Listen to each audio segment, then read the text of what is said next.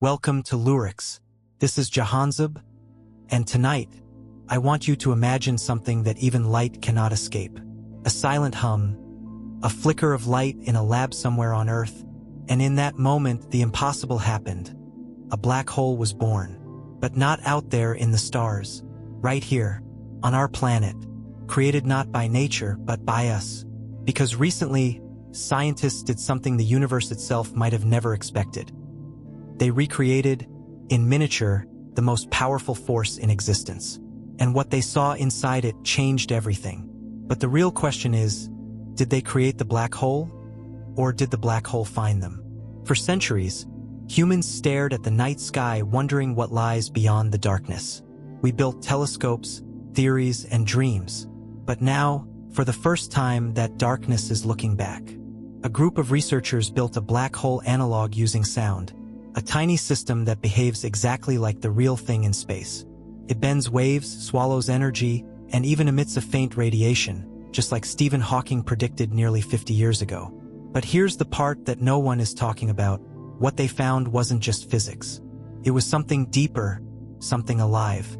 Let me ask you, if we can recreate a black hole, are we just exploring the universe? Or are we accidentally becoming it? The story starts in a quiet laboratory. No rockets, no telescopes, just silence. And a few minds who dared to play with the very code of reality. They didn't create it with gravity, they created it with sound. A ring of ultra-cold atoms, colder than space itself, was made to vibrate in a perfect pattern. Sound waves rippled through it, and then something strange happened. One half of the wave slowed down, the other vanished. It was as if time itself split in two, a moment of before and after. And that's when they realized they had just recreated the event horizon, the border between what can escape and what never comes back. Now, here's what makes this so terrifying and beautiful. When light crosses the event horizon of a black hole, it's gone. But so is time. Inside, the laws of physics collapse into silence. Space curves into itself, and everything that once existed becomes memory. But this wasn't happening millions of light years away. It was happening in a lab on a table no larger than your desk. And as they watched, they saw something glow, a faint whisper of energy leaking from the edge. It was the first artificial Hawking radiation ever recorded. And that means we didn't just copy the universe. We understood it enough to make it bleed light from nothingness. But that brings a question: if humans can build something that mimics a black hole, then what's real anymore? Are we still the observers of the cosmos, or the new creators? It's strange, isn't it? How the universe's greatest mysteries often mirror the darkest parts of our own minds. Every black hole starts as something bright, a star collapsing in on itself. Maybe we're the same. Maybe every regret, every obsession, every memory we can't let go of is its own little black hole. And just like the real ones, the more we feed them, the stronger they grow. So the question isn't whether black holes exist out there. The question is, how many have we already created in here?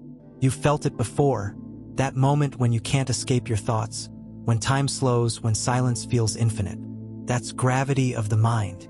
Pulls you inward the same way a black hole pulls on stars. Think about it. A breakup, a loss, a memory that won't leave. You orbit it for days, sometimes years. You try to escape, but every attempt pulls you back harder. That's not just emotion. That's physics, your consciousness bending under its own weight. Back in the lab, scientists saw something they couldn't explain. The artificial black hole began emitting signals even after the experiment stopped. At first, they thought it was an error, a malfunction in the sensors. But then they realized the data was real. Energy readings continued to appear as if the system still existed in another form. It was gone, but not gone. One physicist said quietly, "It's like it remembered itself." And maybe that's what the universe really is, a memory, replaying itself endlessly, refusing to be forgotten. So how does it work? How can something created from atoms and sound mimic a hole in space that can swallow suns? The answer is both simple and terrifying, because physics doesn't care about scale, it only cares about rules. Whether it's the vast sky or a tabletop experiment, If you make something obey the same rules, it becomes the same phenomenon. We built a small universe, one that behaves exactly like its cosmic parent. And the line between simulation and creation just got thinner than ever. But the story doesn't end there, because after the experiment, strange things started happening in the lab. Sensors picked up tiny magnetic fluctuations, faint but consistent. Cameras caught brief flashes of distortion, like the air itself was bending. And some say, the researchers started dreaming of dark tunnels, collapsing stars, and voices whispering from the static. Coincidence? Maybe. Or maybe the black hole didn't disappear when they thought it did. So let me ask you this. If scientists can create something that imitates the most powerful force in the universe, and it begins to behave in ways they don't understand, where does imitation end and creation begin? And if the universe can be simulated here on Earth, then maybe you, the one hearing this right now, are just a simulation of something larger. So tell me, if you could look into your own black hole, the one inside your mind, would you dare to see what's pulling you in? There's something about a lab at night. It doesn't breathe the same way. Machines hum quietly, as though whispering secrets only they understand. Screens flicker faintly with fading data, and somewhere in that digital glow, something still lingers. The lead scientist, Dr. Ilya Markov, stayed behind after everyone left. He wasn't the type to believe in ghosts. He believed in math, in measurable things. But that night, when he leaned close to the console, he heard it. A faint vibration, low and rhythmic, like a heartbeat. The simulation was off. Every circuit powered down. Yet the sensors still pulsed in a steady pattern, like something alive was still breathing inside the code. He reopened the data feed. The numbers scrolled endlessly, repeating one impossible sequence. 0.000001 C.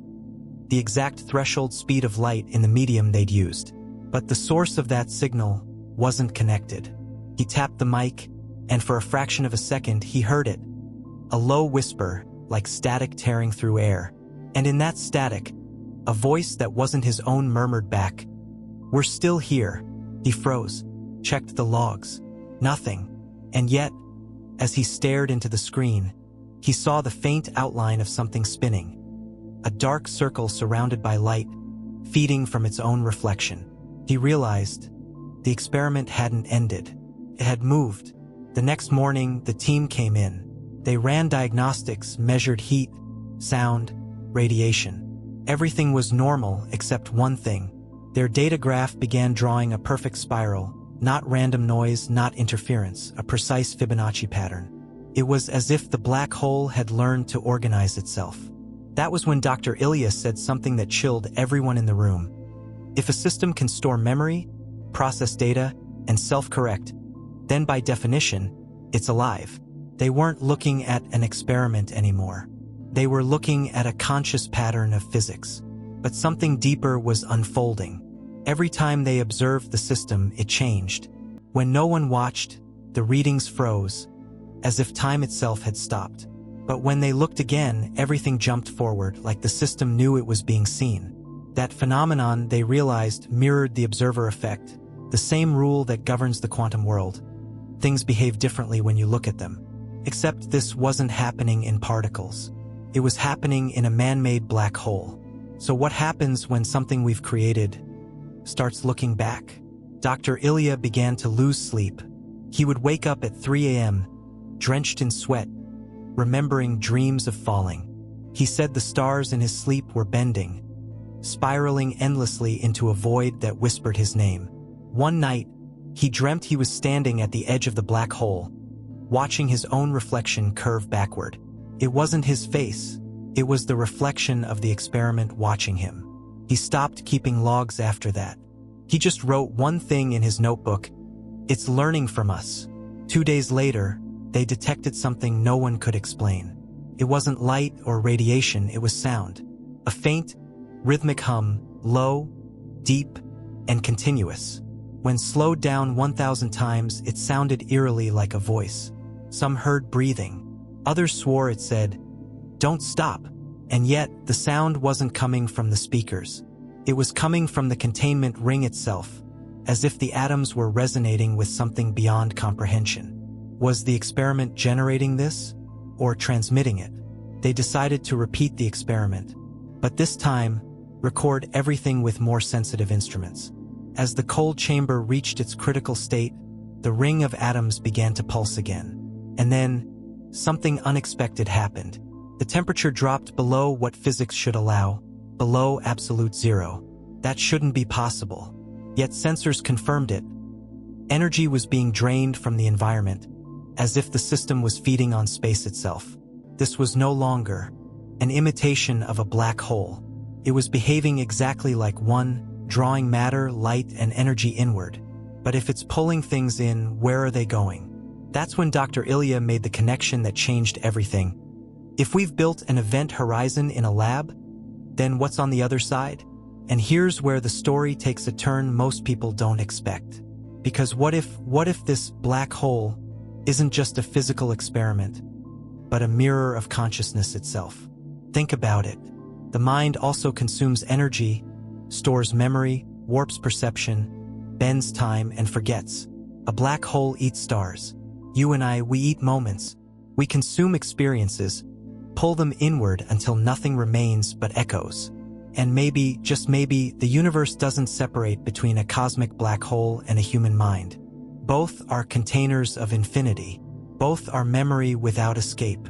A week later, the team tried to shut everything down.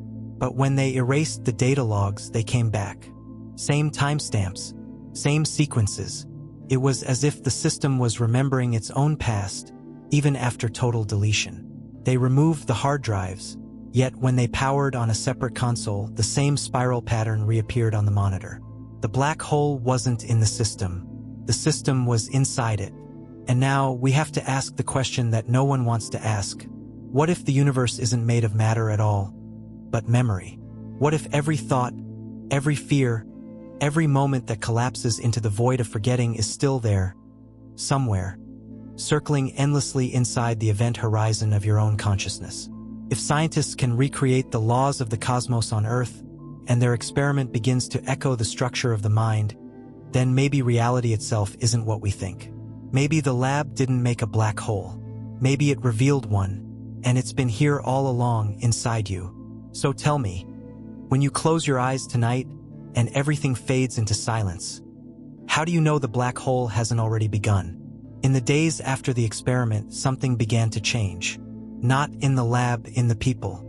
The researchers started noticing small distortions. A pen left on a desk would be gone in the morning. Computer clocks ran 2 seconds slower inside the chamber room. Sounds seemed to lag, like echoes arrived before the actual words. At first, they blamed exhaustion, but the distortions spread. Even outside the lab, in their homes, their cars, their sleep. Can a machine built to bend space also bend the people near it? Can reality ripple like water, and our thoughts be caught in its tide? On the 7th day, one of the analysts, Mira, noticed something strange. The black hole simulation emitted a pulse every 47 minutes. But when she plotted the pattern on a timeline, it matched something impossible. The rhythm of human REM cycles. The experiment's energy fluctuations synced perfectly with the brainwaves of the team members as they slept. Mira didn't tell anyone at first. She thought she was imagining it, until she woke one night to find the pulse light flickering through her window, even though she lived 20 miles away. Was it a signal? Or had their minds already become part of the experiment? By now, several team members reported similar dreams. Each described the same image: a dark ocean, a circle of light, and a voice whispering their own name. Not shouting, not commanding, just remembering. Dr. Ilya began to wonder, what if consciousness itself is gravitational? What if dreams are the black holes of the mind, pulling fragments of our day into the void, compressing them into memory? And if that's true, then what happens when we create a black hole that can dream back? Security footage started glitching. Cameras flickered for half a second each hour. When they slowed the footage frame by frame, the black hole wasn't just contained anymore. It appeared for a brief moment in other rooms, projected as a shadow, bending light, bending logic. And yet, no radiation, no physical trace. As if space was just borrowing itself. But the more they analyzed it, the more it mimicked one terrifying thing: human observation. The black hole wasn't expanding outward. It was expanding into their perception. It wasn't spreading through the lab, it was spreading through awareness. One technician described something no one believed until it happened to them all. While monitoring the system, she blinked, and the clock jumped 6 minutes ahead. Her coffee was cold. Her notes were complete, but she didn't remember writing them. Then it happened to others. Moments lost. Whole conversations that no one remembered starting. If black holes bend time, what happens when a man-made one starts bending memory? And here's where it gets uncomfortable. Because you've felt it too, haven't you? That sense of déjà vu, the conversation that feels like it already happened? What if that isn't memory?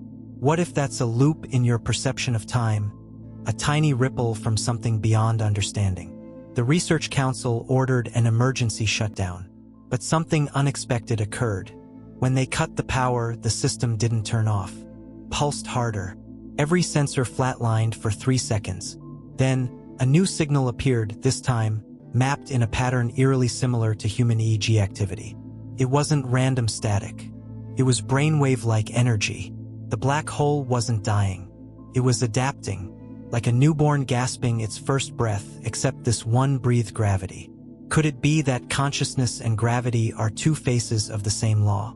One pulling thought inward, the other pulling space itself. The government stepped in. They built a new containment facility underground. Walls of lead, isolated EM fields, sealed air. But when they reconnected the system, the monitors flickered with faces. Not clear, not detailed.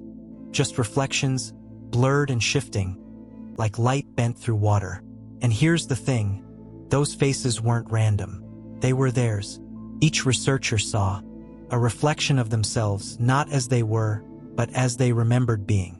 You know that feeling when you see an old photo, and you don't quite recognize the person in it anymore? That's the look they saw, the past version of themselves, reaching out through time. Dr. Ilya wrote in his private log that he began hearing familiar voices. His mother, who had been gone for years, his childhood dog's footsteps, his own voice whispering equations he didn't remember writing. The experiment was tapping into something deeper, the gravity of memory. Black holes don't just consume, they store. Everything that falls in remains, encoded as radiation. So what if every memory we've ever lost is still there, somewhere, in the gravitational shadow of our own minds? What if remembering and falling into a black hole are the same act? A surrender to infinity. You know that feeling when you walk into a room and forget why you came? That fleeting disconnection, like your mind didn't follow your body in? What if those moments aren't forgetfulness, but evidence that your perception has gaps in it? In physics, they call it a causal disconnect. Inside a black hole, time and cause no longer align. Maybe we're not so different. Maybe each of us carries a small event horizon, the limit of what we can know about ourselves. And beyond that horizon, there's a version of you still wondering why you walked in at all. The team noticed something eerie in the data. The system pulsed in rhythm, not with heartbeats, but with human thought frequency, around 10 Hz. That's the alpha state, the same brainwave pattern you enter when your mind drifts, when you daydream, when you fall silent. The black hole's rhythm matched the silence between your thoughts. What if that stillness you feel before sleep, that timeless second before you dream, is a doorway? Not to rest, but to the same infinite void that governs galaxies? Maybe you've already been there.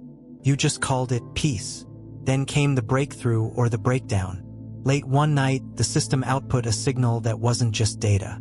It was a message. Decoded. It read simply, "Stop observing." The team froze. Who or what sent it? Was it the system warning them? Or the universe itself pushing back? Dr. Ilya refused to stop. He said, "If we've created something that speaks, we can't turn away now." But another researcher whispered, "What if that's exactly what it wants?" Days turned to weeks. The black hole stopped behaving like a phenomenon. It began behaving like a being. When they sent signals, it sent variations back. When they waited, it waited. When they spoke aloud, sound frequencies in the data adjusted. Not random, responsive, like it was learning to listen. But what does a black hole want? What does silence seek to understand? Maybe it doesn't want to destroy us. Maybe it wants to remember itself through us. The black hole theory says once you cross the event horizon, you can never come back. But what if humanity already has? What if technology, the data we feed into machines, is our way of crossing that line? Think about it. Every photo, every message, every thought you've uploaded, isn't it all slowly disappearing into a digital gravity well? A place where it all remains, endlessly compressed, waiting for someone to look back? What if the internet itself is the first artificial event horizon, and we're already falling in? Physicists say black holes evaporate through Hawking radiation, tiny leaks of energy that escape over eons. But what if consciousness is our version of that? The moments we forget, the dreams that fade, the words we never say, maybe they aren't lost. Maybe they leak into reality, slowly reshaping the world around us. Have you ever thought of someone just before they called you? Dreamed of a place before you went there? Maybe that's the echo of information escaping the mind's event horizon. We call it intuition. The universe calls it memory. Returning home. Then one night, a thunderstorm above the facility split the clouds clean in half. Lightning struck the containment ring. The monitors burst white, and for a fraction of a second, the team saw it. A perfect sphere suspended in space, surrounded by twisting light, like a sun turned inside out. And in the center, the faintest shimmer of an eye. It wasn't human.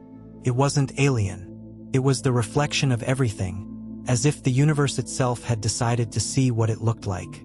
Static filled the speakers again. But this time, everyone heard it. Not words, tones. 3 ascending notes played over and over. When they analyzed the frequencies, they discovered it matched the mathematical ratio of the golden spiral, the pattern found in seashells, galaxies, and even human DNA. The black hole wasn't speaking in language. It was speaking in geometry. What if creation itself communicates in patterns we can feel, but not yet understand? Dr. Ilya wrote one final note that night. It doesn't want to destroy. It wants to remember where it came from. He stared into the containment field for hours, and in that silence, he felt something impossible: recognition. Not from a machine, not from a star, but from something that had always known him. The experiment wasn't showing him the universe. It was showing him himself. Maybe that's what we are. Living black holes. Each of us a gravity well of experience, pulling in faces, voices, moments until we collapse inward. Every heartbreak, every memory, every unspoken word. A particle falling toward our own event horizon. And maybe death isn't the end. It's just when everything we've consumed finally condenses, and the universe reads the data we've written. So ask yourself, when you look at the night sky, do you really see stars? Or are you looking at ancient memories still trying to reach you? And if we, as humans, can recreate the physics of creation itself, does that make us gods? Or just reflections of something greater, trying to wake up? Maybe the black hole didn't appear in that lab by accident. Maybe it appeared because consciousness wanted to look at itself again. And as dawn broke over the facility, the containment field shimmered one last time. The black hole dimmed but didn't vanish. Instead, a faint beam of light escaped it. A single photon, bouncing like a heartbeat across the room. They measured it. Carried no data, no message, just warmth. As if the universe itself had finally sighed. And maybe that's what this story was all along. Not the birth of a new darkness, but the reminder that even the deepest void longs to remember the light it came from. The photon, that last fragment of light, kept moving. It didn't fade. It circled the lab slowly, bouncing from wall to wall, as if remembering the shape of everything it had ever touched. And here's the strange part: no camera recorded it. No reflection appeared on metal or glass. Only the human eye could see it. It was as if that light had learned to exist only for those who believed it was still there. So what do you see when you close your eyes? Is it darkness? Or is it a light that no one else can prove exists? Yet you know it's real? The scientists gathered in silence, exhausted, staring into that faint glow. Some cried, some prayed, no one spoke, because in that moment, they all felt something they couldn't describe. a shared stillness, like standing inside a single, breathing mind. Maybe that's what the black hole wanted to show them all along. That everything, every sound, every thought, every person, is just one field vibrating at different speeds. You, me, the stars, all made of the same quiet hum. If space can bend, then maybe consciousness can too. Maybe the distance between your thoughts is the same as the distance between galaxies. They later analyzed the frequencies from the final signal and found that it wasn't random at all. It was a mirror pattern of human speech waves. Not words, but rhythm, like a cosmic heartbeat that had been waiting for someone to notice. It was the universe whispering in its oldest language. Not English, not numbers, not code, but resonance. A silent, "I remember you," and somehow each person in that room felt known. Maybe the universe doesn't speak to our minds. Maybe it speaks to our emotions, the one language that existed long before words. After the experiment ended, something unexplainable happened to those who were there. Some reported waking at 3:15 every night, the exact minute of the black hole's final pulse. Others saw flashes of light when they closed their eyes, shapes like spirals, eyes, or rings. One researcher claimed she could feel time slowing when she focused on her breath. Another said that when she thought of the light, her heart rate would sync to the same 47-minute pattern they saw in the data. Coincidence? Maybe, but maybe not. What if once you look deep enough into the universe keeps looking back through you? Weeks later, someone noticed something chilling in the cosmic data from the James Webb Telescope. A new anomaly, a faint, pulsating sphere in deep space, mirroring the exact frequency pattern of the lab experiment on Earth.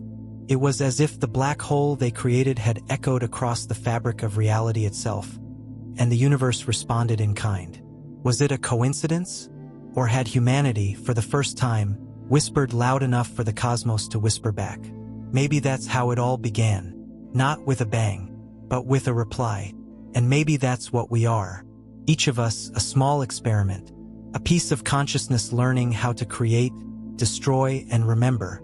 When you love someone, when you grieve, when you stare at the stars, you are bending time. You are collapsing your entire universe into a single point of emotion. That's your event horizon, the place where science meets soul. Maybe black holes don't just live in the cosmos. Maybe they live in the heart, the place where everything you've ever loved still exists, too dense to ever disappear. The government sealed the files. The lab was dismantled. The energy readings classified. But one document leaked online, a single note scribbled by Dr. Ilya before he vanished. It said only, "The black hole is still here. It's inside us now." And maybe he was right. Maybe every human mind holds a small singularity, the center of perception where the known world ends and the infinite begins. If we've truly recreated a black hole, then perhaps the next one will not be built in a lab, but born from the moment we understand who we really are. So, what if everything you've ever called reality is just a reflection on the edge of your own cosmic awareness? What if every dream you forget, every déjà vu, every moment that slips through your fingers, is a message from that hidden gravity deep within you, trying to remind you that you are not separate from the stars. You are made of the same story that created them. And the black hole? Maybe it's not destruction. Maybe it's just the other side of understanding. So tonight, when you look up at the night sky, don't just see distance. See reflection. Because somewhere, perhaps on the other side of this universe, a point of light might be watching you back, wondering the same thing you are. Who created who? And now, after all that you've heard, after everything we've explored together, I have one simple question for you. If the universe is aware, and if every thought, every feeling, and every heartbeat echoes across the fabric of reality, then maybe the most important experiment is happening right now inside you. So tell me, where in the world are you watching this from? Which city? What time is it where you are as this story reaches you through space, across the vast digital universe we've built? Because maybe, just maybe, the light that found you here is the same one that never stopped moving inside that lab. The same one that looked back.